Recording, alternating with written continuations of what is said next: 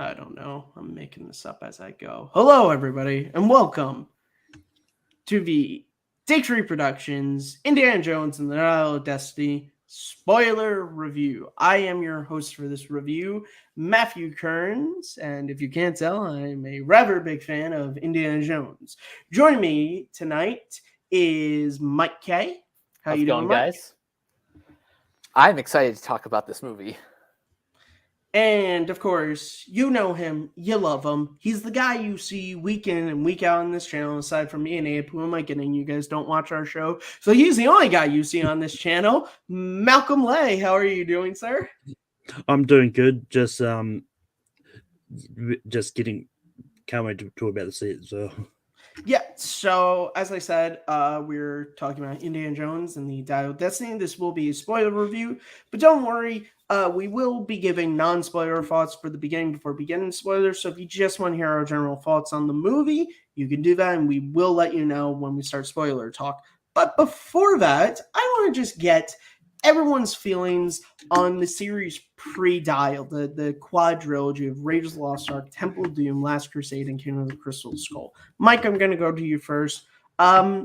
Briefly, just kind of, what was your relation to Indiana Jones pre-Dial? What were your feelings on Dial of Destiny? Pre-Dial Destiny on the series. So, when it comes to actually watching all of the movies, I'm a bit of a late bloomer. Like Indiana Jones is one of those like sort of ever-present franchises that I've known about my entire life, and I'm also a big DuckTales fan, and I know that George Lucas was inspired by the old Carl Barks Uncle Scrooge comics when he made Raiders. Mm-hmm. So I saw the movie for the first time in 2016. This was the first year that my theater started doing flashback cinema. And yeah, seeing Raiders of the Lost Ark in theaters for the first time is honestly a rite of passage. It's one of those movies that even if you end up not liking the rest of the Indiana Jones movies, seeing Raiders for the first time in theaters is just something you have to do. And don't worry, I'm not one of those people because I do enjoy the sequels. Like I like Temple of Doom. Not a big fan of Willie though, but Short Round is awesome.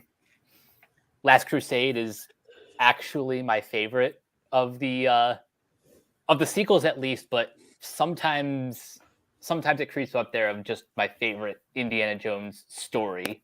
And I love the relationship between Harrison Ford and Sean Connery's characters. Their dynamic is just superb. I'll confess the only movie I haven't seen, at least in its entirety, is Kingdom of the Crystal Skull. Mike told me this on like Thursday night or something when we were talking, because I said something about Crystal Skull. Mike could be like, "Look, Matt, I gotta be honest with you. I've never seen it. I literally just sent the gif of Indy from Raiders when the girl has "Love You" on her eyes, where he kind of does the like second take. Because I was like, I'm sorry, what? Sorry, continue, Mike.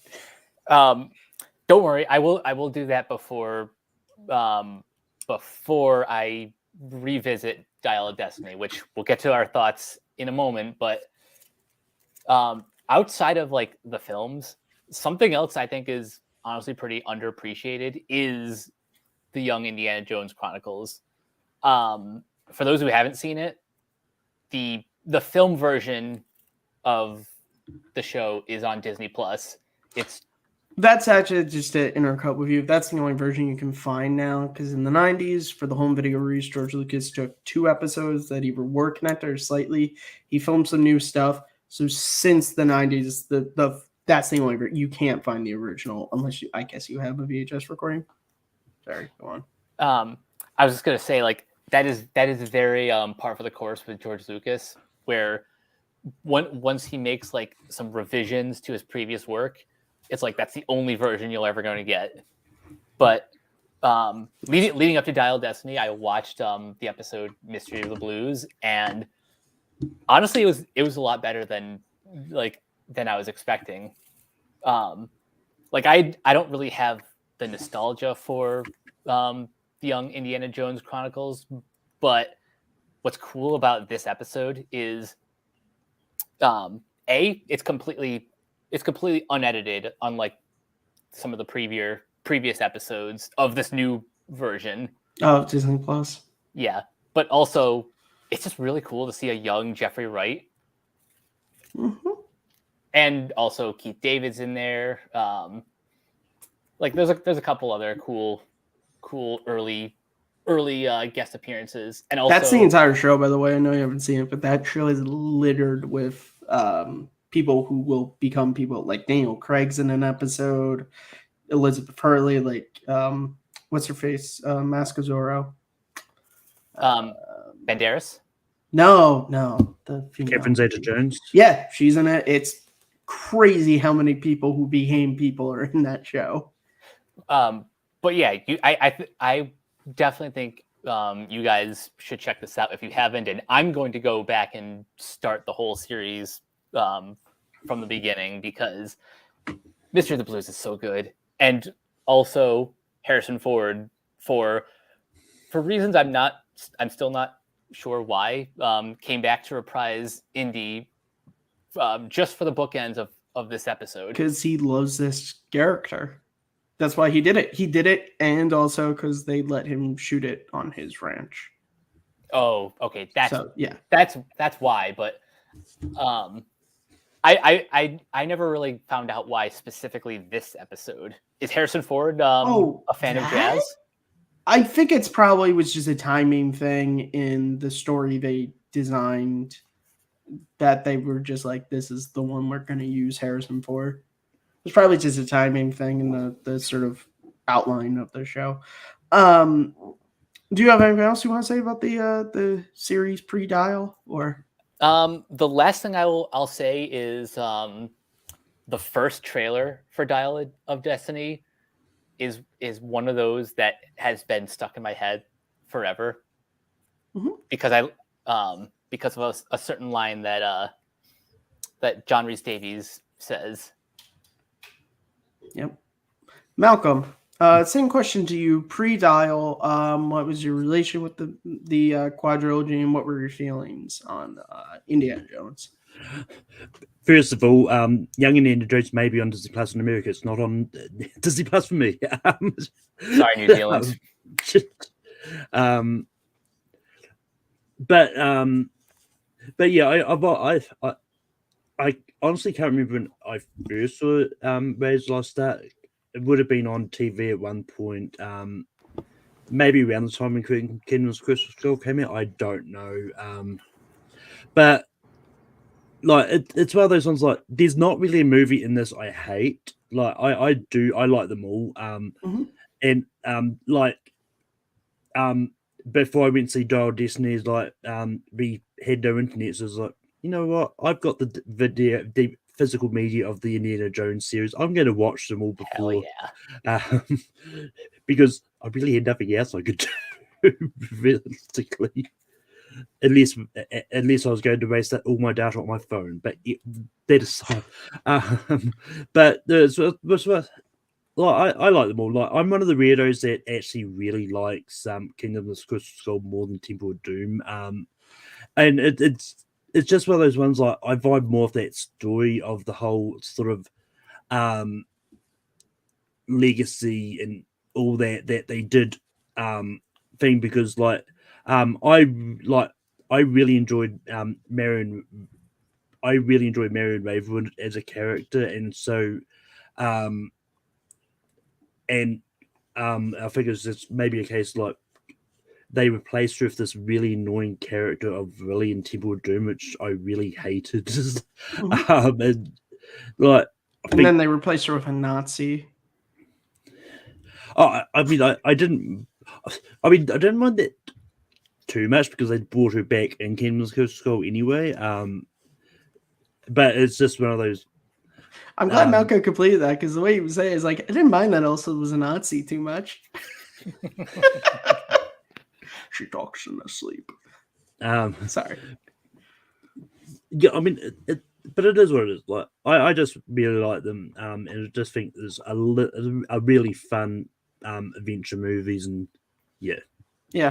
So for me, I first became aware of Indiana Jones when I was 9. In 4th grade, I was doing a biography project on my hero, George Lucas. And I kept reading about this movie series they did with Steven Spielberg, who at the time, Steven Spielberg was ET to me, and that was kind of it. And so I wanted to watch, because the guy who played Han Solo was, Harrison Ford was this guy. Like, I want to see these movies. And we were in Target, and they had the trilogy box set on DVD, and we picked it up. And I fell immediately in love with the trilogy. And ever since then, and that was pre King of Crystal Skull ever coming out. I still have my issue with Star Wars Insider when they first announced Indy 4.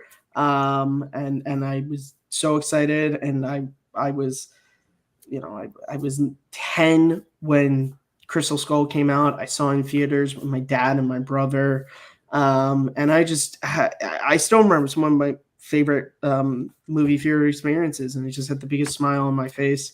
I love the series. I agree with what you said, Malcolm, to where, like, there's not a movie in this that I don't like. I love Crystal Skull. I can't tell you guys, when I was working on my rankings pre-Dial, and still, so like Raiders and Temple are my favorites. Temple of Doom was until high school my favorite Indiana Jones movie. It's really the one that made me love Indiana Jones. So, like, now Raiders goes back for Empire Strikes Back as being my favorite film of all time. So those two are like my favorites. I have been so going back and forth with putting Crystal over Crusade, and it's like I got reasons for both. So those are both really on the same level for me as well. It's weird because it's like Raiders and Temple are here, and then Crystal Skull and Crusade are like right here for me. The Indiana Jones Chronicles, which Mike brought up, around the time Crystal Skull was coming on theaters, History Channel got the rights, and every Saturday morning they played an episode, and I discovered awesome. it. And so every Saturday morning, and that was something that really kept the flame going, because every Saturday morning I had this new adventure to go on, and that is truly one of my favorite parts of the series, is Young Indiana Jones Chronicles. My favorite episode being Spring Break Adventure, which I have watched so many times. But yeah, Mystery of Blues is a great one. I love all the World War I stuff. When Indy enlists in the Belgium army, so many great things. And as just, someone who loves history, George Lucas really used that as an educational show. That's why Indy so many times will meet up with real historic figures or be a part of historic events. And it's great. It's fungicational. I heard someone explain it once, and it is, but it's fantastic. I luckily own the 3 box sets on DVD, so I have no edits that Disney Plus did to them. But this series means a lot to me. Star Wars has always been my favorite film series, but Indiana Jones has always been number 2 for me. Indiana Jones, next to Luke Skywalker, is my favorite film character of all time. I'm literally, it's 70 degrees, and I'm dressed like this. Like, I got a big love for this character. And now we have a new movie to talk about, and let's talk about it. So this is going to be our spoiler-free thoughts, just sort of our general feelings on Dial of Destiny, and then we'll get into spoilers after that. So Malcolm, let me know what your feelings are on Dial of Destiny. Just, kind of just more general. You don't have to get specific into that. We could do that in more sort of open discussion. Yeah, I mean, I really enjoyed the movie. I thought it was just really well done, and it's just one of those ones that, if you hadn't told me that it was James Mangold that directed it, I would have just thought it was Steven Spielberg, because it still had that same style that Steven Spielberg would do. So James Mangold did a really good job of kind of replicating that whole Steven Spielberg-esque look of the movie, and and still made a really fitting conclusion to the story. And yeah, I mean, well, some elements may not have worked too well. Like it kind of subverted my expectation a little bit because from the trailers, when I heard like what the Dial of Destiny was, and yeah, I kind of thought the movie was going to go in a very different and bizarre way that I thought I wasn't going to enjoy as much. So yeah.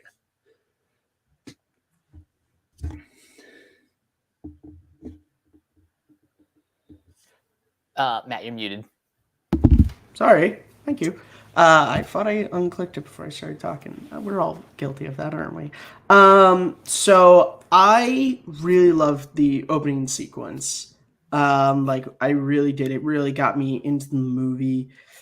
And then as the movie went on, I started to go, at a lot of points. I went, And then the third act, I went, And it's been a couple of days since I saw it and been able to sit. I really enjoyed this movie and I really do like it. I think I think it takes some swings. And like in baseball, I think sometimes the swings it takes works, but unfortunately for me, some of the swings it takes don't work. And ultimately, that's why I can say that Dial of Destiny is a movie that I like, but I don't love. Mike, what are your general thoughts about Dial of Destiny? My general thoughts are going off just one viewing so far. I had a great time with this. It's Harrison Ford jumping back into the role one last time on a pretty exciting adventure with a few returning faces and some new companions. One of them is probably one of my favorites. The other one we'll talk about when we talk about him. As far as the titular MacGuffin, the dial itself, I think this might be my favorite of the treasures that Indy embarks on. I'm not saying this is the best movie because it can't be. Like nothing is going to top Raiders, but I don't think this movie is trying to do that. I think this was made by someone who, while not necessarily having the same sensibilities as Spielberg, is coming in with the same reverence for the character and the material. Now, whether or not that works for everyone, that's for you to decide. But for now, my general thoughts is I had a great time seeing it. I look forward to seeing it again. And I am happy that Harrison Ford got to play this role one last time. All right, so those were our spoiler-free kind of general thoughts. So now we're going to jump into spoilers. So if you are somebody who has not seen Indiana Jones and Dial of Destiny and you want to see the movie and you are concerned about spoilers, this is time to turn off this review and come back to it after seeing Dial of Destiny. If you've already seen the movie or you're someone who just doesn't care about spoilers, please, you are welcome to stick around and listen to the discussion. So as the person who is probably out of this panel the least favorable, I'll just kind of get my sort of gripes is the wrong word. My sort of issues with the movie out first, which are I don't like how they Han Solo'd Indiana Jones. Like, I get it. They give an explanation, but like literally the same thing that happens to Han Solo happens to Indiana Jones, which is he loses his son, and that causes him and his wife, the love of his life, to just be like, nah, we're done. And again, I know you have to separate movie series, but it's just like when it's Harrison Ford and it's produced by the exact same company, it was hard for me not to. I will say, and I have to give a shout out to the reviewer Newt Wallen, who's a great guy. Go find him on YouTube. His review actually did make me kind of feel a little bit better about that because he kind of talks about how the opening, there's a juxtaposition with that indie that we meet in this. I was like, okay, but still, ultimately, I didn't like that myself personally. I don't know. How do you guys feel about kind of where we find indie in this movie? I get where you're coming from, and like part of my like reservations about that is like, yeah, this just happened to another Harrison Ford character, not even a decade ago. Yeah, well, it's like my friend Michael said. It's like if I had a nickel for every time that a Harrison Ford franchise character was sad and divorced who lost their son had to be saved by a British brunette, I would have 2 nickels. But it's Which is not a lot, but it's weird that it happened twice. It's just weird that it happened twice, isn't it? Like, I'm sorry, Mike. Continue. As I was saying, like, yeah, I'm perfectly okay with like stories that have similar beats, but this one is just more noticeable because it's from the same studio, with the same actor, and the distance between this movie and The Force Awakens is like barely even 10 years. It's not even. Yeah. Yeah. It's yeah. And again, I know that it's like, your movies are supposed to be in vacuums, but that was just a little rough on me. Malcolm, how did you, Malcolm, sorry, I don't know why I said it like that. How did you feel about where we found indie in this movie? I mean, it's one of those ones like I actually didn't mind it too much. Because I think it's one of those ones like with him being sort of retired and all that, I think it made sense because it gave a reason for him to have to be forced to be dragged into another adventure as opposed to willingly getting into this. And it's one of those ones like, while I do wish we got at least a quick cameo or something of Matt Williams in here, for whatever reason they couldn't, whether not he was busy or Disney just didn't want to get in because of his problematic but I mean, I kind of want to lean towards that. Maybe he was really busy filming a movie called Megalopolis at the moment. So but I think maybe it was just a case of it was really busy and so I think they're filming this during COVID as well. So I think that may have had an issue with it too. So, but it's like, I'm at least glad we got some kind of mention of it because, like, the other figures they could have just sort of not mentioned, like, did the whole, let's just not reference Kingdom of the Crystal Skull because people are not going to like it at all. Yeah, I will say, even though Shai isn't in it, I did appreciate that quick photo you see at the beginning, which looks like it might be months. It looks like I'm seeing the movie again tomorrow. I'll try to pitch it, but it does look like Mutt's in like a military uniform, so it might be a picture that was given to Indy before or maybe sent from the army. But I'm surprised. That honestly was kind of a big grievance of mine because, like, Rob Harrison Ford, but like, guys, I said it already. Luke Skywalker is my favorite characters. Why did Disney have to make both of them like curmudgeons? But again, we discussed it. I do want to bring up something that I know neither of you will have an explanation about, but it bothered me endlessly. And Mike, I'm going to spoil the end of Crystal Skull for you. I know where you're going with this. At the end of Crystal Skull, now Indiana Jones has been working for Marshall College for like, we don't even know how long he's been working there before the events of Temple of Doom. At the end of Crystal Skull, he is named the associate dean. Now he's working at some random college in New York City. What happened with Marshall College? Why is he not working there? He was tenured.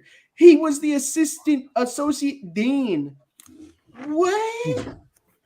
And look, the other thing is like that since Raiders, Marshall College is a very like vital setting for Indiana Jones. It is, in a weird way, Marshall College is kind of like Indiana Jones's like Batcave. Like it is, when he finishes adventures, he goes back to Marshall College, except for Temple of Doom. But again, Marshall College isn't mentioned, but he repeatedly talks about that he's a professor and he needs to get back to work. And so it was just so strange that they were just like, no, Indy's just he's at this new place. Like I would have hated, but at least if in Indy's apartment, all these clippings, you pull Back to the Future and you just have a newspaper clipping of like historic Marshall College closed after 50 years, or something, or some sort of disaster because a fire, something, just something to explain why he's not work again. And it's fine if it was more so that you end the last movie of him as the associate dean, which kind of just makes me go like, why would you leave that to just be another professor somewhere else? But again, it was just my own annoyance. We can move past that because I do want to talk about the opening, which is my favorite part of this movie. D.H. Harrison Ford. Malcolm, how do you feel about it? I think it worked. Like I know a lot of people were complaining about it online. Like, there's nothing wrong with de-aging in that. Like, I mean, well, yeah, like Disney is still a long ways from doing a really good de-aging, but it definitely worked. It still looked like the way Indiana Jones was in Last Crusade. Like, it still worked, and it's just yeah. I honestly would say out of the ones they've done of like Michael Douglas and Michael Douglas and Michelle Pfeiffer, Mark Hamill, I honestly think this might be the best so far, which makes sense because you always build off of the last ones. Mike, how did you feel about D.H. Harrison Ford? Well, starting with the point that you just ended on, I actually do think this is the best de-aging that I've seen, at least from Lucasfilm, because I still think Michael Douglas and Ant-Man is pretty seamless. I haven't watched the first Ant-Man in like a hot minute, so I'm kind of just going. Me neither. I'm kind of looking at it through rose-tinted glasses. Yeah. But this opening sequence, after it was done, I said to myself, I would totally watch Indiana Jones and the Lance of Longinus. I'm sorry, the what? The Lance of Longinus. Oh, I'm going to be perfectly honest. I thought you said the Lance of Longinus, and I was like, is that a joke that I missed in the movie? they pronounce it that way in the English dub of Neon Genesis Evangelion. The one thing I'll say is the voice. They had Harrison Ford do the voice, and it is just this weird juxtaposition of young Harrison Ford face, old Harrison Ford voice. And like, I love Harrison Ford, but I'm like, you've used AI for Mark Hamill. I thought in The Mandalorian Book of Boba, presumably for this issue, that Mark doesn't sound like he did in the 80s. So why did you not just... And it's so funny, Jeremy Johns said it in... I'm not sure which his regular review or spoiler review. He's like, I just can't wait until... Or was it New Out? I don't know. I watched so many Dial Destiny reviews, but some reviewer I watched was like, I can't wait until this comes out on home media and we get that really enterprising fan who just uses the AI stuff. And honestly, I was saying this to Mike, I think. I wouldn't even be surprised if Disney does that before the home media release. Like after South Fears, I wouldn't be surprised if they go back and are just like, we're going to put young, which honestly is a change that I think is entirely correct because it fits way more than, and look, I love all Harrison Ford, but it is weird to have young World War II, but sound like, I don't really know what we're doing here, Toby Jones. This is weird. Like, it's weird. It's just like you get used to it in the sequence, but it still is like, yeah. I mean, I think it's one of those ones because I think with all the criticism that that they had against the young the AI voiced Mark Hamill in The in weird Book thing of about that is I don't think anyone had a problem with the voice. It was the deep fake, the de-aging. I don't think anyone really had a problem with the voice. I mean, I saw people criticizing every part of. Well, everybody criticizes everything. Look Yeah. at But I Spider-Man think, episode one. but I think it was because all that like vocalization of annoyance they had with that. I guess, but again, probably why they like I chose not said, to. my ears got used to it, but it still is like I'm still waiting for when the enterprising fan does that. But ultimately, for me, like I said, it is my favorite part of the movie. It is a fantastic sequence. It feels, and it's funny. Someone said it feels like what Indiana Jones movie made in the '90s could have been. Yeah. No, that sounds about right. And it's awesome. But it does kind of lead into our villain, which is Mads Mikkelsen. Mike, I'm going to go to you. What are your feelings on Mads Mikkelsen's villain in Dial of Destiny, whose name I have to look up right now? Fuller. I think his I'll look it up to be sure. Yeah, Jurgen Voller is the name of Mads' character, and I like him. He's kind of this is not like the best Mads Mikkelsen performance in an American film, but he just kind of understands the assignment. He is a Nazi post World War II, and he wants this artifact for very villainy reasons. But because he's Mads Mikkelsen, he also gives the role, which is pretty paper thin. He gives it a bit more gravitas, where it's like it's not that he wants to take over the world. He specifically wants to take over the world better than Hitler. Yeah. Malcolm, your feelings on Jurgen Voller? Yeah, I actually quite like I liked him as a villain. And because it's one of those ones like, well, yes, like he didn't like a lot of his villainy was behind the scenes sending his henchmen alongside, similar to like Blofeld and James Bond, all that. But I think it's still really weird. It was like he had a clear plan for what he wanted to do and for why he wanted the dial to there.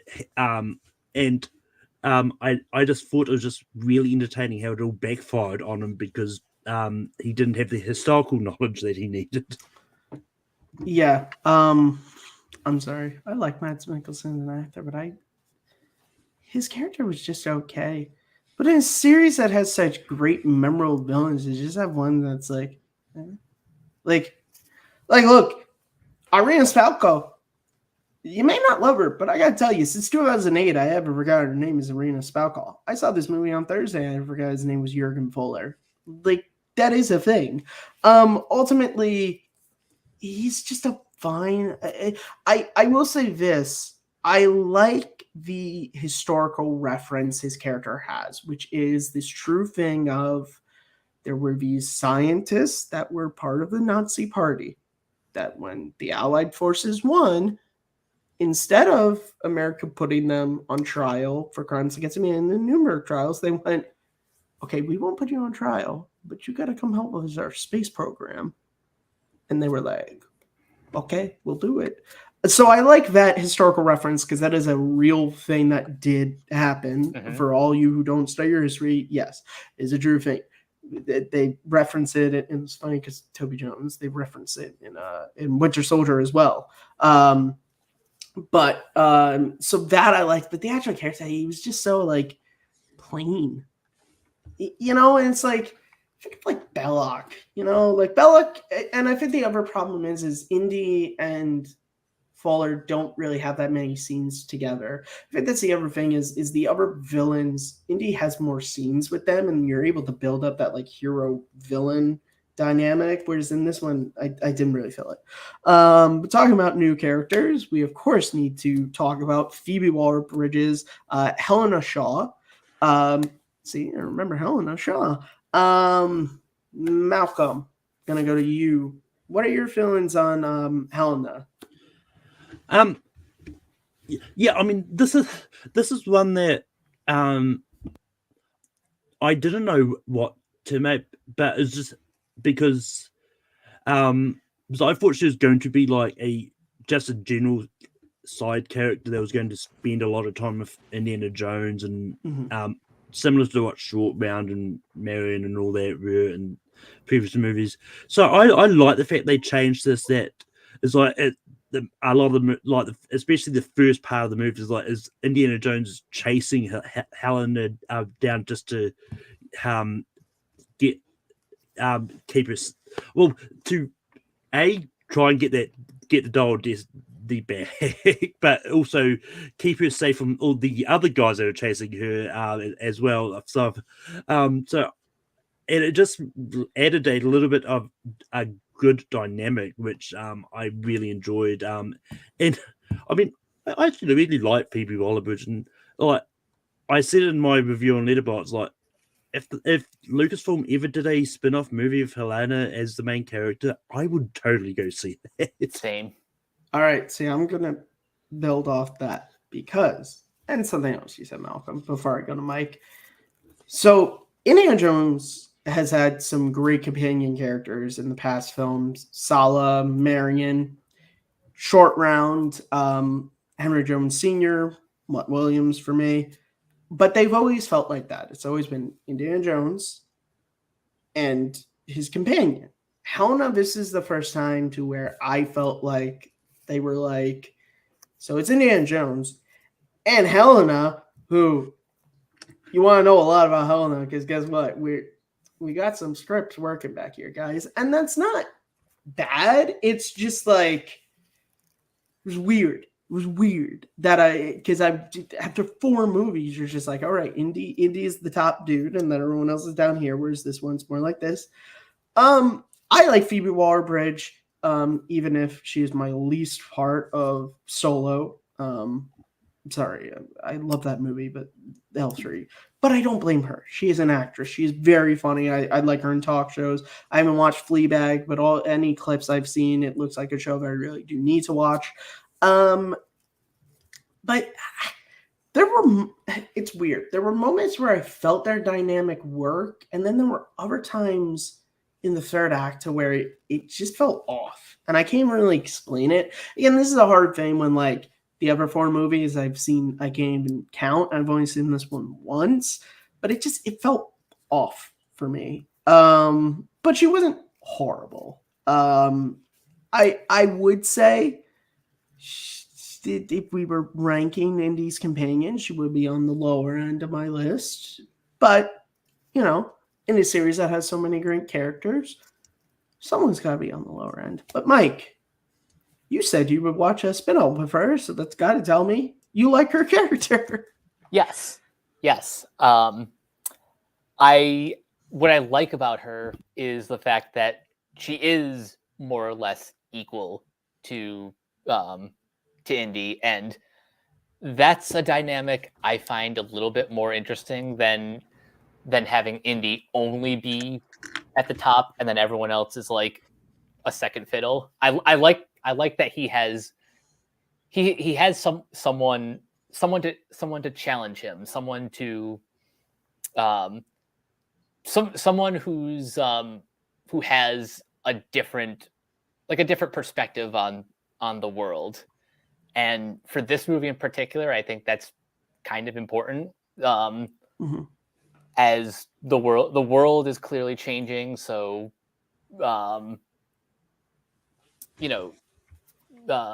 Indy gets to interact with someone who, he has somewhat of a history with, but another like major theme of this movie is time, hence the Dial of Destiny. So let's just briefly mention what were you guys' feelings on Wannabe Short Round? I found him throughout most of this movie to be extremely pointless. I mean, I wouldn't really say that he was pointless, but there was definitely times when he just really wasn't needed. He was sort of there because he was friends with Helena, Yeah. and all the hit. I mean, I just found him really annoying. Yeah, me too. Like, Short Round was not annoying. Like, Short Round with this, like, from his intro, holy smokes, crash landing. All right, okie dokie, Dr. Jones, hold on your potatoes. Like, he's a vibrant, fun character. This kid is just like, it's like in Power Rangers Turbo when they introduced Justin. It's just like, why are you here? Why are you constantly around, Justin? Oh, I didn't just watch the other Power Rangers. That's a reference I'm sure a few people watching this will get. Mike, your feelings on...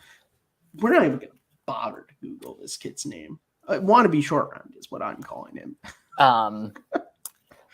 So I recently listened to Josh Horowitz's podcast, Happy, Sad, Confused. He had James Mangold on, and while he didn't necessarily explicitly say this character is pretty nakedly a carbon copy of Short Round, but without what made Kihui Kwan's performance so memorable and the character just immediately endearing. I did warm up to him by the time we got to the third act, because he does have a pretty badass moment involving a plane that he's somehow in control of.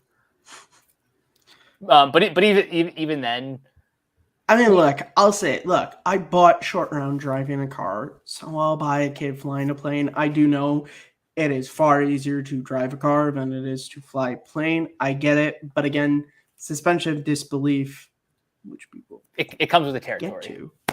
The character was called Teddy, by the way. Kenny? Teddy. Malcolm just told me, and then I just forgot it. Whatever. And yet, I was 9 years old when I first met Short Round, and I haven't forgotten that name. I know I'm leading this, but I want to make sure that you guys aren't just responding to the points I bring up. So please allow me to shut up for a moment, and between the two of you, bring up things about this movie you wish to bring up, and I will mute my mic and just shut up until you ask me my opinions. So the one thing I'll bring up is, like, from the trailers when it was made clear that Star Disney is going to be a time travel kind of MacGuffin, I was kind of really worried that we're going to have a movie where they're going to time travel through all of Indy's adventures, and maybe something we didn't even see on screen, and the villain was going to be trying to change it so that Indiana Jones never happened, and it just...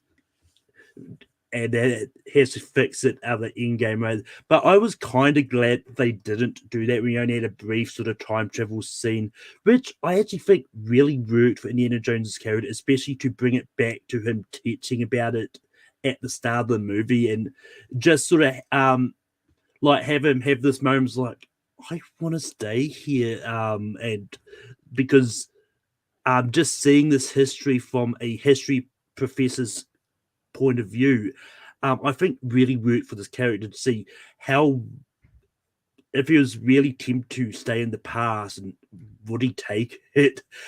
But I was kind of glad it's like it, and like going back to Helen is, I think this is one of the things that I think maybe really warm up to Helen a little bit, is like her going, no, you have to come here, because if you stay here, like, you could change stuff, and who knows if make it real better.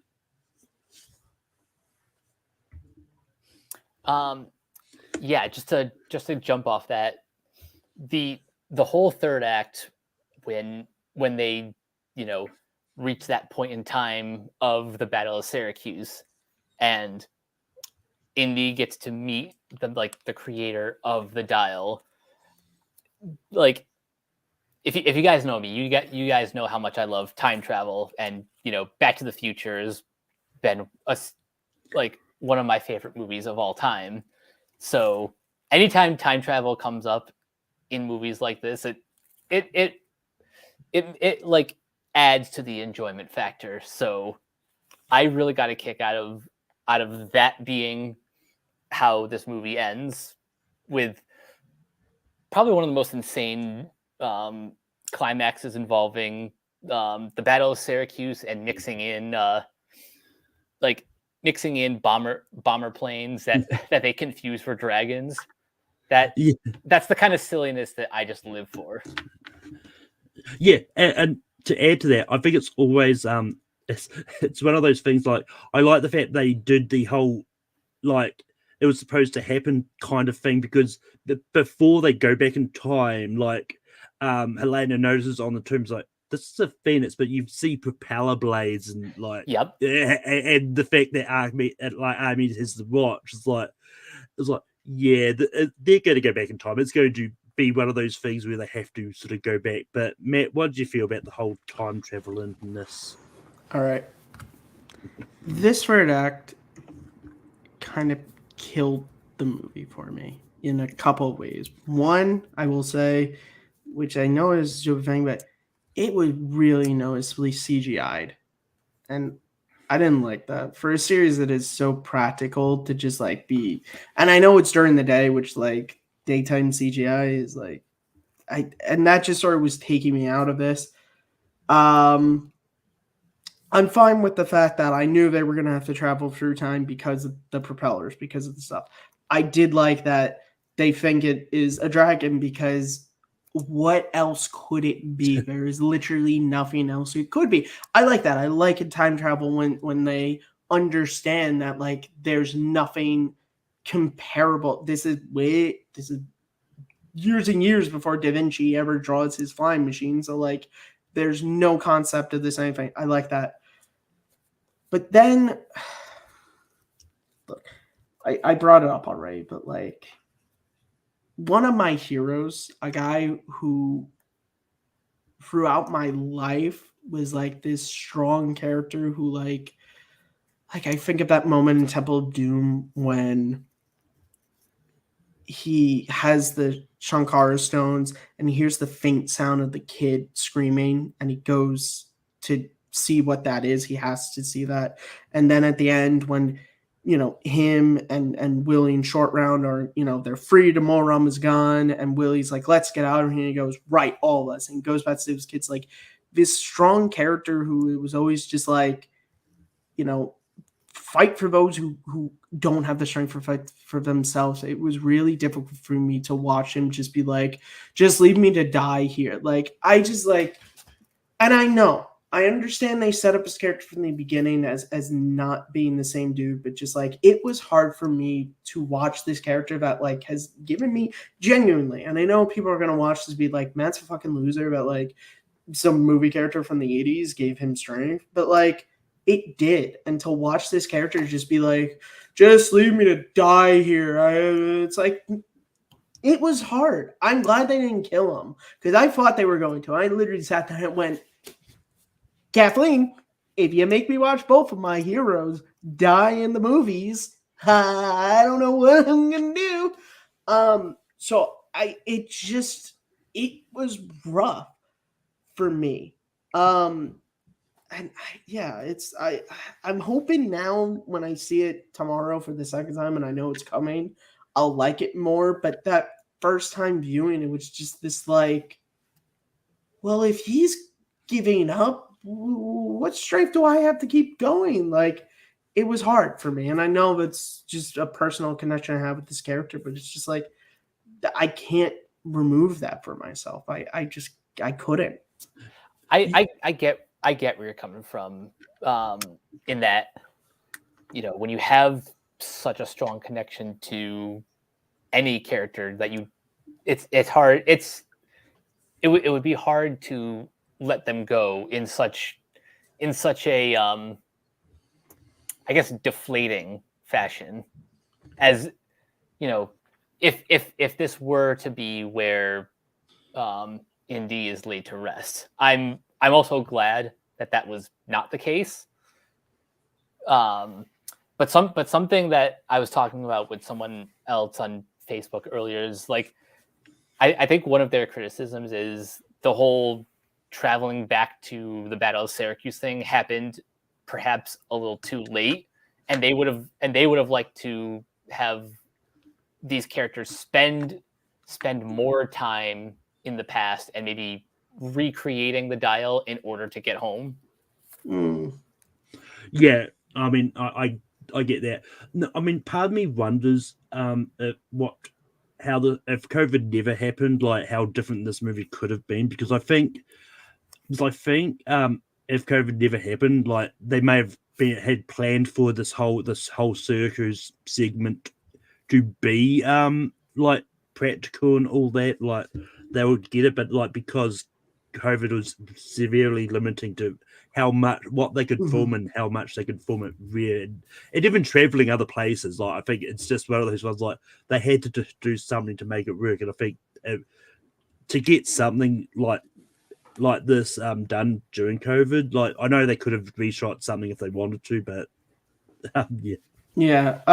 Again, those are just my feelings on it. And actually, to quickly touch on something that you said before, I kind of had no fear that they're going to kill off Harrison Ford. Like, I think if they were going to kill Indiana Jones in this, they would have done it in a more thing. It's just one of those funny. I don't know, man. After Force Awakens, Last Jedi, I'm just like, Lucasfilm will kill him in whatever way. No, what I was about to say is, it's a very funny juxtaposition when you think about it, because Harrison Ford famously wanted George Lucas to kill off Han Solo in the Star Wars things, and that's why they put him in Carbonite. Yeah, that whole. Like they had no idea if he was coming back. Yeah, that was as far as I know, there wasn't like he must have. Oh no, he never was like. Hey, like that with Indiana Jones. So I think it's funny when you compare those two characters. It's true, but he's outspoken, and he's like me. He's Team Indy over Team Han. Even though I love Han Solo, although I do own a Han Solo costume. So what the fuck am I saying? I love both of them. Yeah. So once again, I will just mute myself so you guys, because I don't want this whole review to just be, oh, well, Matt spoke and the other two were given time to. So once again, whatever you guys want to talk about, go right ahead. So something else I want to talk about was Fuller's henchman. What did you guys think of, Boyd Holbrook as the trigger happy? I like Boyd Holbrook ever since I saw him in Logan. The thing for me is I was like, all right, I get Mads Mikkelsen, but like, why does this dude want to be a Nazi so bad? Like, there's no, like, if you had a scene where he's like evilly monologuing Indiana Jones that like, my dad was, my grandfather was a member of the Nazi party. It's something like that, but we don't get that. So it's just like, why? Why do you want to be this, dude? Why do you want to go back to I get Fuller. Why do you want to spend the rest of your life as a Nazi in the 30s? Why? Sorry. It's possible he's just an asshole and a hired gun. Maybe he has no dog in this fight and he's just doing it for money. That's fine, but I'm just like, there's a lot of other dogs you can do to become a Nazi. Yeah, I mean, it's one of those ones like, and I was about to funny in the whole scene in the college, just some shooting this person but then one of the other people, I can't remember who it was, like, but look, we said we're not going to kill people. Oh yeah, the CIA agent. Yeah, she was great. I liked her. I would have liked to see more of her. Yeah. Speaking of which, I'm sorry. I know I literally just said I wasn't going to do this, but just because we're on this segment, I really did like that chase with the parade on the horse and everything. I really did like that. I enjoyed it. Even though, once again, like with the depressed Harrison Ford character being saved by a British girl, once again, if I had a nickel for every time Harrison Ford was accused of murder that he didn't commit and escaped through a parade, I would have 2 nickels. Once again, isn't a lot, but it's strange that it happened twice, isn't it? That's literally what happens in the future. Sorry. But yeah, I mean, largely, I thought the henchmen were good, and like to be honest, I didn't realize that was Boyd Holbrook until I looked it up on, online because but He didn't have the robot arm. That was what did it, right? yeah, but largely I thought they really didn't add a lot. They also, I mean, they did most of the heavy lifting as well, especially the really tall hulking guy. Which Okay, that really tall hulking guy. I thought, and I know Harrison's 80. Fuck it, it's Indiana Jones. I thought that was going to be the dude he gets the fisticuffs with, and he gets fisticuffs with no one in this movie. Okay, yeah. In hindsight, that is a bit disappointing. I'm just saying, like you get the mechanic in Raiders, you get the chief guard in Temple, you get Vogel in Crusade, and you get the Russian general Yankov, I think of his name. I don't know. I could be just thinking the first Russian name pops in my head, but you get him, and again, it's to me, it's just they have this guy that it's almost like they wanted you to think that was going to happen, and then they're like, subvert your expectations. He doesn't fight him. yeah, I mean, I got like Indiana Jones not really getting into much like fisticuffs and action. He doesn't carry his gun. He doesn't have a gun holster in it. I know he shoots, but like he does not have his holster on his belt at all in this movie. But yeah, I mean, Sorry, Malcolm. It's just, and once again, I think I'm probably going to be broken, but I think some part of it might have just been like because of COVID limitations. I don't know. Like there was some like fisticuffs and stuff, but not as much as you would typically expect to see it. But yeah, I'm going to butcher his name. It also didn't bother me too much. The Russian general was Dovchenko. I'm an American, so obviously I can't pronounce Russian names correctly. Because you know why? I like Ike. I did like how he referenced Ike to Fuller when he's talking about all this. Because I'm like, that's a great connection because in Kingdom of Crystal Skull in the opening, he says, I like Ike. So we all know who Indy voted for. He voted for Ike. Of course he did. Yeah. Yeah, I'm sorry. Once again, I like how I said I was going to shut up, and then I'm sorry, guys. It's Indiana Jones. I can't help myself sometimes, but I will now mute myself. I'm trying to think what else we need to talk about. How about just the fact that I said this in my general thoughts, but Harrison Ford's performance, like. This is probably one of the reasons why I think James Mangold took on this assignment is because he's really good at at incorporating the passage of time and specifically like his heroes getting older into his narratives. And I like how Harrison Ford actually acknowledges that his best days are behind him when he's like climbing up on like in that cave. He's like, I don't know what I'm doing.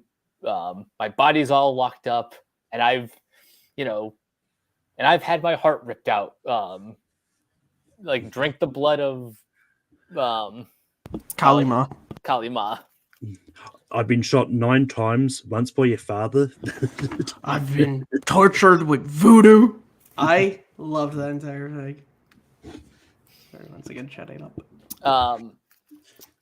But yeah, I think that's why Mangold took on this project because he really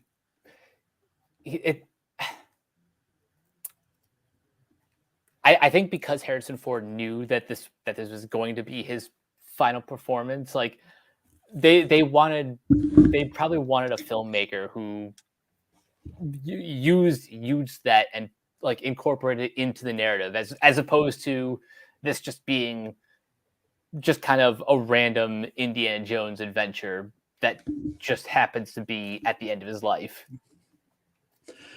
Oh yeah, for sure. And I mean, I don't think it's going to happen, but I really think like Harrison Ford gave an Oscar-worthy performance in Dial of Destiny. I think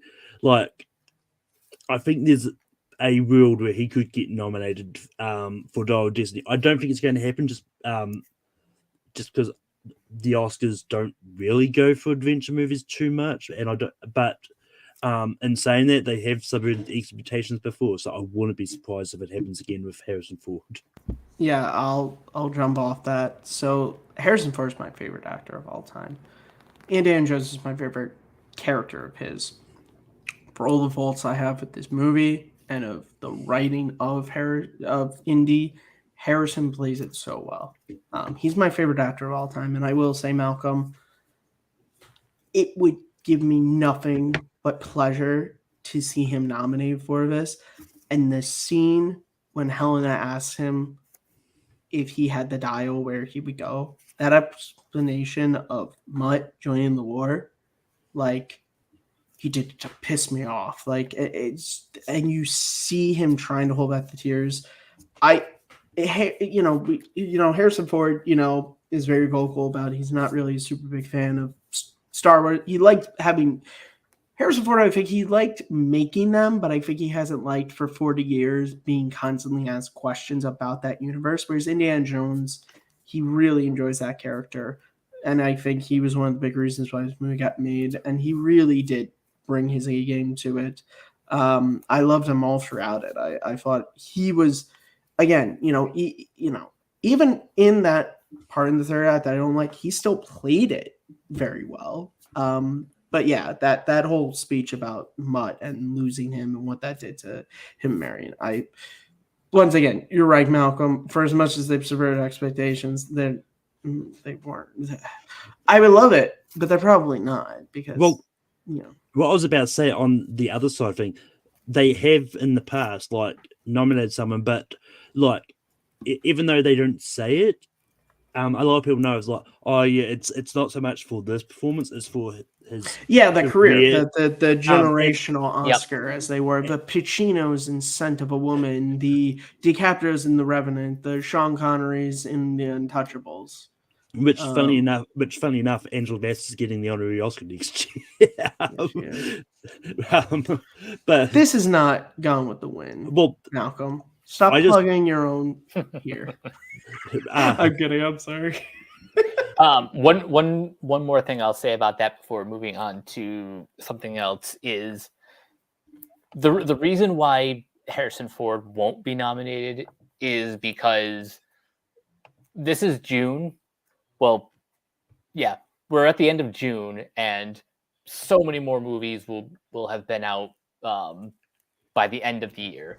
That is also the unfortunate thing is if this movie came out in October, November, maybe, but coming out in June, it's hard because you would wish the Oscars would watch all the screeners that they get sent and would nominate, but Stranger Things, Silence of the Lambs came out in February and it won all 5 of the big categories, so it can happen. Yeah. I was going to offer the counterpoint of Everything Everywhere All at Once came out early. I was getting to that, but just to finish my point, the reason why I think he could be nominated is this is his final performance as this character.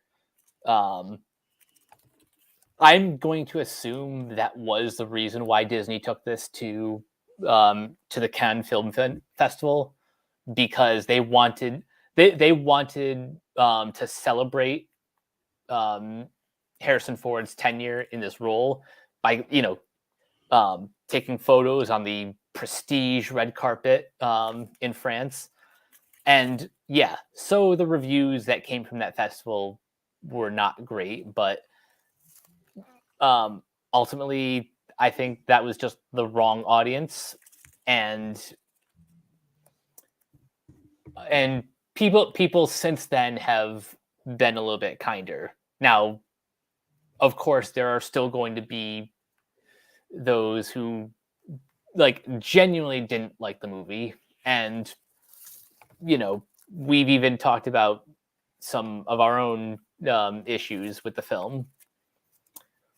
But yeah, as far as Harrison Ford goes, I don't think any of this movie's problems are his to blame. Yeah, and I'll just throw in, since it's been out and that more critics have got a chance to see it, it's gone up a little bit on Rotten Tomatoes. It's now 68%. It's now fresh, so.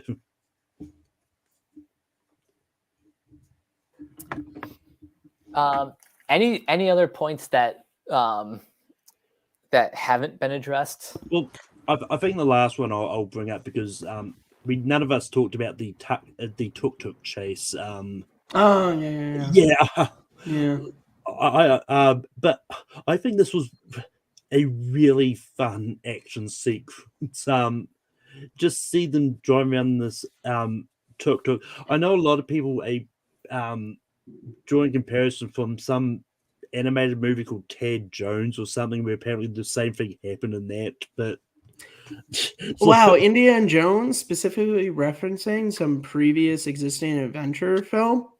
Color me shocked. Well, the funny look thing up is, some serials of Zorro to where he's under a stagecoach. The funny thing is, when people brought up that comparison, I've never heard of Tad Jones before, so I have no idea what this movie is that they're talking about. But that being said, I think this tuk-tuk chase was really fun. Especially the way that they were just moving, jumping from the tuk-tuk into other vehicles and all that throughout just a lot of fun. What this movie lacks in fisticuffs, I think they certainly made up for it in vehicle chases. Yes, because there is quite a variety of them. Yeah, I will say, I think this is the movie where I realized I really like the fisticuffs in Indiana Jones. Not to say the chase was bad, but I think out of the chases, I think my favorite is that parade chase that leads into the subway. I think that is my favorite. I did like it. I do like it's in the trailer, but I do, even though I know it's not Harrison Ford, I do like this sort of jumping in. That is a very Indiana Jones sort of thing. It was fun, and I like sort of the added element of the fiance kind of continually just coming in. That was it was fun. That's all I can say. Yeah. Fun. I feel like we should just start wrapping up here, just because I think at this point we're just kind of going, what did a bit, and again, this is the problem when all three of us, I think, have only seen the movie once, so we're all just really kind of in our heads, replaying a 2.5 hour movie, just going all right, what else did happen that we want to talk about? It's Indiana Jones. We're going to talk about this movie for until we're all dead, okay? Yeah. So believe me, there will be other times to talk about it. Obviously, before we do, I do think we should talk about Marion coming in at the end. Personally, for me, I did like it. The reference to Raiders, I thought was really nice. There's a really small moment that I like that's just a very Harrison Ford thing, which is earlier in the movie, there's a picture of her on his fridge, and he puts the magnet over her face. And then when she's putting stuff into the fridge, this is great. Harrison Ford just kind of slyly takes his hand and pulls the magnet off just so she doesn't see that. I really like that. What do you guys think? Yeah, I mean, the one thing I will mention is how much time has passed between Crystal Skull and this one, because she's Crystal Skull, I think I will double check, but I think it takes place in 57. So that would be 12 years. Yeah, it's 57. Yeah, 57 is when Crystal Skull takes place. I mean, I know the actress is a bit old and all that, but it's she's aged a lot in that 12 years. Bro, she lost her son in Vietnam, okay? It ages you up. But she had a son in Vietnam and then lost him, all right, Malcolm. But that being said, let's be honest. it's not as bad as Obi-Wan Kenobi. Look at Revenge of the Sith and then 19 years later. My lord, those two songs are really killer. um, but yeah, but that being said, I do like the fact they brought it they brought it back for this, and like she got like and Indy got a like happy ending to the series, and ultimately that's kind of what I like really like. It's like I like the fact they just like we're going to be like, you know what, this is Indy's last adventure. Let's kill him off, and but instead they'll give him a happy ending. I mean, I didn't think I had to worry about it, but like him bringing James Mangold on when he killed off Logan. That was my other thing during that whole last act. I'm like, the dude who directed this killed Wolverine, so he's not above killing these characters. I know this shit. But Mike, did you get to speak on Marion? If not, I will say I learned a little bit of the previous draft of an Indiana 5 before Mangold signed on, how Karen Allen was supposed to have a larger role. And I'd be lying if I said I'm disappointed that that movie doesn't exist. Sorry, just let me perform my Hercules impression. Disappointed! Continue. That being said, it is nice that she gets at least some screen time and that Indy gets some sort of a happy ending. Yeah, I honestly, when I didn't see her in the trailers, I went, oh my god, they killed off Marion. Oh no. That's what they did, man. They killed her. They didn't. And also, before we wrap up, we must mention Sala. I love Sala in this. He was so great. John Rhys Davies is still fantastic. I love this sort of talking about the fact that Indy helped him and his family migrate into America. The unfortunate history thing of Sala was this sort of renowned digger in Egypt, and now he's a cab driver because, unfortunately, that is, I mean, it still happens today, but particularly during that time period of post-World War II, that was unfortunately a thing that happened to these guys. But that moment when he drops Indy off at the airport and he goes, you know, I brought these things from your home and I also brought my passport. And I went, ugh. And I also went, why couldn't you let him go? But okay, it's fine. I just want to recite his line. I miss the desert. I miss the sea. And I miss waking up each morning wondering what brand new adventures what adventures the new day brings. Yeah, it's fantastic. Like, say what you want about the movie, but that first trailer is one of those like memorable. It's trailers. fantastic. I watch that first trailer all the time. And yeah, that line and also it's just like for a guy that we saw in Raiders, we saw in Last Crusade, and it's, you know, heavily implied that there's stuff that happened before Raiders and the stuff that happened after Crusade. Those characters that message is so powerful of just like, which is also just, you know, kind of a message of the movie is just like getting old, and now you have these two guys who did do all these great things, you know, in post World War II and then during and after World War II, and now it's just like, you're retired and I drive a cab. Like, remember when life was, you know, better. Yeah, Malcolm, you didn't get to speak on Sala. I'm sorry. That's all right. Yeah, there's I really want us home to get more of Sala, but for what we did get, I really enjoyed. Like, we all know Malcolm wanted more Sala, and we all know why. We all know. Gimli Born. We know. We know Malcolm. But I mean, but it's just one of those ones like, I like the fact they managed to get like some of Indy's past companions into this. I kind of wish we got short Short round. rounded. Yep. But I was waiting for it. I particularly at the end, I was waiting for it. About that. On Happy, Sad, Confused, Mangold addressed Short Round's absence for two reasons. One, they were filming this during COVID, so stop using that as an excuse, James. But the other reason is they were filming Dial of Destiny while Everything Everywhere All at Once was like in production. So even if he wanted to, he was simply not available.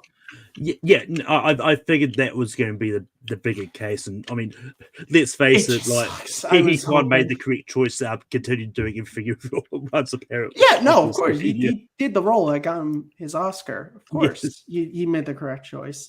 But having said that, come on, man, that would be great. Although that being said, I don't think there was any reference to Short Round either, was there? No, there's not really. The only reference you have to it is Helena and Wannabe Short Round kind of having a similar dynamic that Indian Short Round had.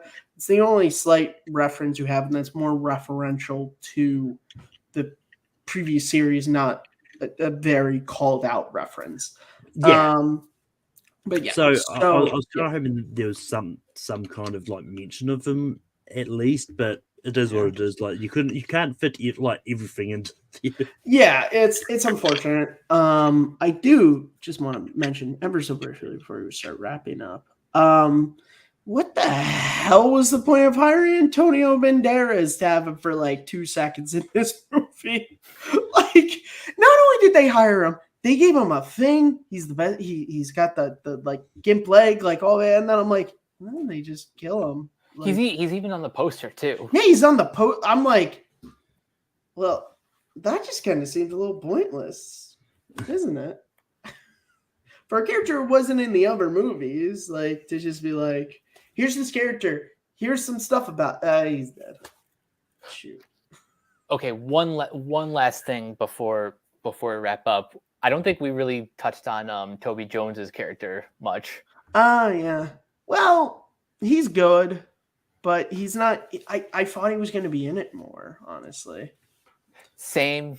I don't think he was in it like quite enough. His character, unfortunately. Oh, I'm so sorry, Mike. No, I'm just gonna say, like, I don't think his character was in it quite enough for you to feel the companionship that these two had. He's not. Yeah, it's unfortunate that he's not in it enough to make an impact and to have this understanding of like he's Indy's. He's Helena's goddaughter. Like that is a thing, and like. For him not being in the previous movies, and it's funny. The actor's name is escaping me. He's the professor in Half-Blood Prince who plays the new dean Jim Broadbent. Like in that, he's a character who they, at least in that, even though he was in the other movies, they spent time with, like, him and Indy spent some time together to where you did kind of feel that relationship. They have some great conversations about sometimes we get to the point where life starts giving you, and I didn't feel that with Toby Jones. I didn't feel that, or even like Mutt's relationship with Ox. You feel that in that movie. You feel that here. It's just like he's good, but it's just for a character who is supposed to be sort of this jumping off point for Helena, this character that ties these two like together. He's not memorable enough, unfortunately. Here's a question. Did Helena need to have a like familial connection with Indy? She could have just been like a former student, or you know what? You are right, I think that is ultimately not so much a failing on the character of Helena's part, failing on her father's part with his relationship with Indy. If that was stronger, you would understand why. But considering not, And that is a rough thing when this is not a character that was in the other movies. If, like, let's imagine a world where that was Salah's daughter.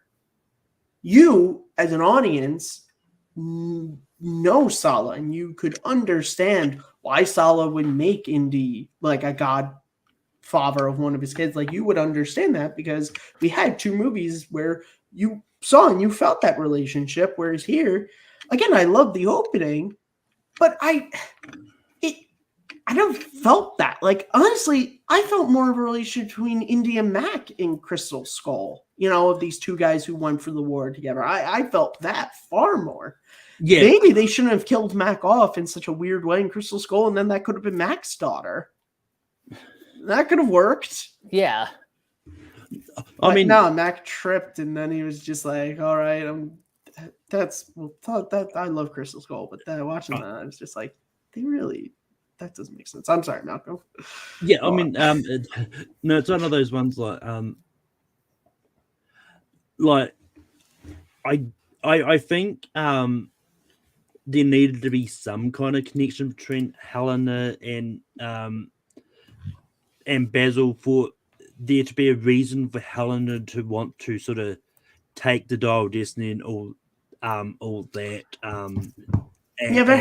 There had to be a way for her to understand so much about it. Yeah, it's one of those ones and I actually really liked Toby Jones' character Basil Shaw. So I remember my friend's mind who I went to see Dial of Destiny was like, the person that played the professor in the opening, that's Dobby. Wait, what? Yeah, Toby Jones. Toby Jones was the voice of Dobby. The first Avengers my favorite MCU movie. I watch that movie like once a year. You're telling me that's Dobby? What? Like, I get First Avenger came out several years after, but holy, that's Dobby? Master has given Dobby a so what the? Master has given Dobby the Dial of Destiny. Master has given Dobby the Dial of Destiny. Dobby's gonna make Indiana Jones his daughter's godfather. But to get back on track there, I don't think I would have hated it too much if they if they made it that Toby Jones was actually playing a de-aged version of Marcus. I was literally Marcus about to say, why couldn't have Helena daughter be? Then that way, that gives Indy and Marcus a bigger connection, and then it gives more of a.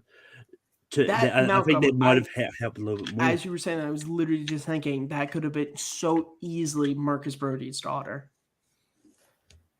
That could have been Mark. Again, it changes the opening, but that again, because Marcus Brody, we feel that relationship. Again, we don't have to keep harping on that. Once again, I don't know kind of what the time period of the opening is compared to if Marcus was the opening takes place in 1944. And I'm trying to remember when it says he died. But the thing is, Marcus, well, then again, we never really know what Marcus did during the war. He could have signed up for the war effort for all. I mean, I'm not too certain how far a guy who got lost in his own museum would get, but who knows?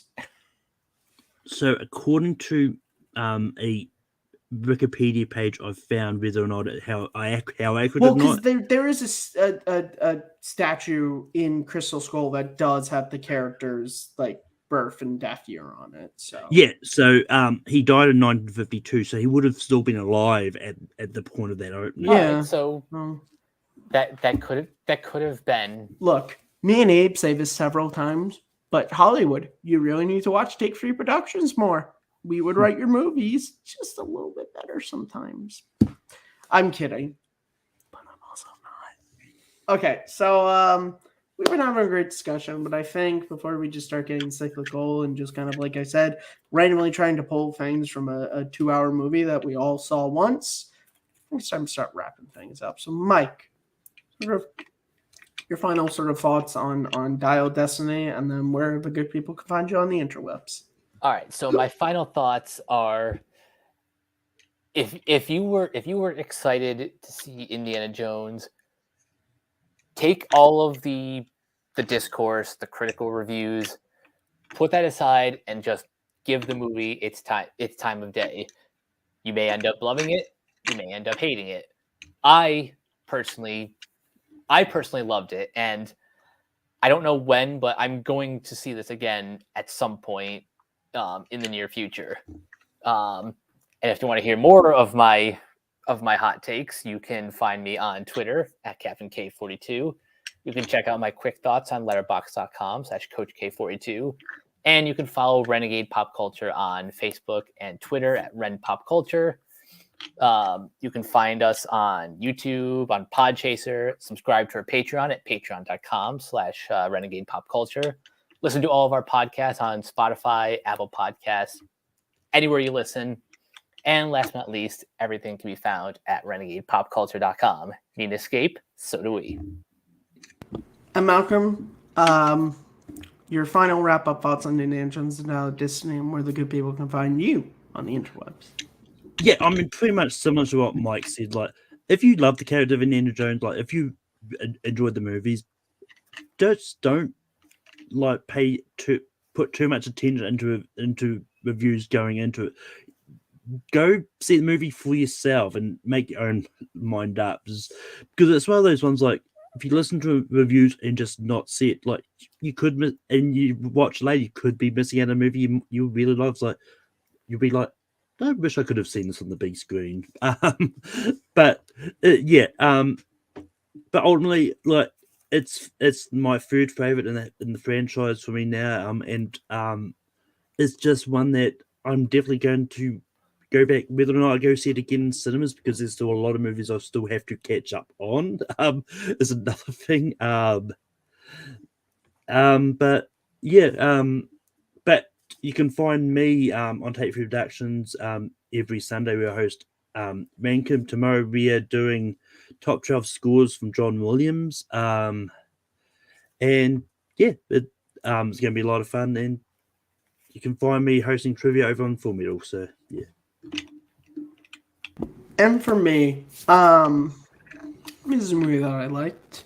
I'm hoping when I see it tomorrow, I like it a lot more. But ultimately, I think this weekend, whether or not you see Dial of Destiny, whether or not you love or you hate Dial of Destiny, continue to celebrate this character that has been around for over 40 years. Do that. If you hate Dial of Destiny, maybe, obviously, talk about it, because I think you should be allowed to talk about the things you don't like as much as the things you do like. But maybe instead of making another tweet about how much you don't like this movie, make a tweet about your favorite Indiana Jones movie. Talk about your favorite fight scene. Talk about your favorite companion character. Celebrate this series. Because I think too often when these franchise movies come out and people don't like them, they just want to harp more on why they don't like it. And again, like I said, it's fine to talk about why you don't like it, but maybe celebrate why you love this franchise. Celebrate why you love this character. Because we're given a unique opportunity right now. We all thought in 2008 that was it, Indiana Jones was done. We have this unique opportunity to where Indiana Jones is being brought to a whole new generation of kids, you know, and whether or not they love Dial of Destiny or they hate it. Like, I love Crystal Skull, and there was a little girl in my screening on Thursday who came into this movie wearing a jacket and a fedora, and I went, in 2008, me and my brother went into the screening of Crystal Skull wearing our fedoras, you know? So isn't that awesome that we have this ability, that there are some kids who, because of this movie coming out, their mom or dad is going to sit down and show them the quadrilogy. And that's how this character is going to continue to live on well past Harrison Ford, well past George Lucas, Steven Spielberg, well past all the three of us.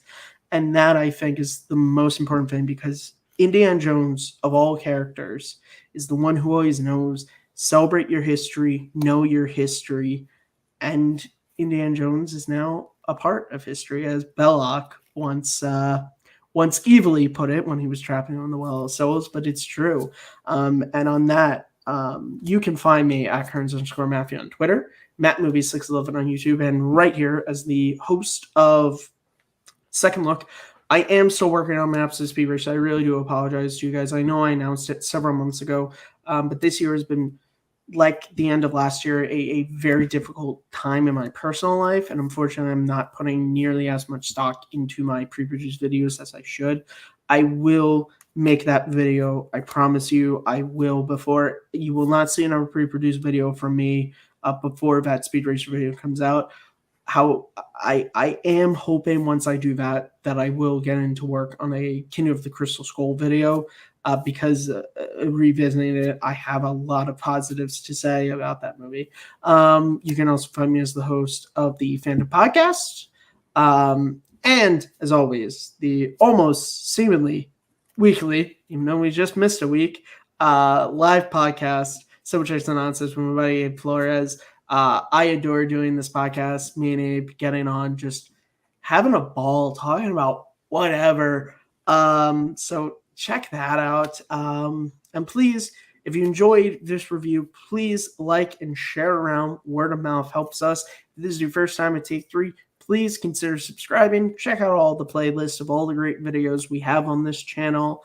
And yeah, I don't really have anything else to say except for this was a lot of fun. I love talking about this character. And yeah, I don't have any sort of an outro, so I'm just going to go with the first Indiana Jones line that comes in my head, which is Shorty, Tachi, La Sufasa. Hold on, lady, we gonna go for a ride. I almost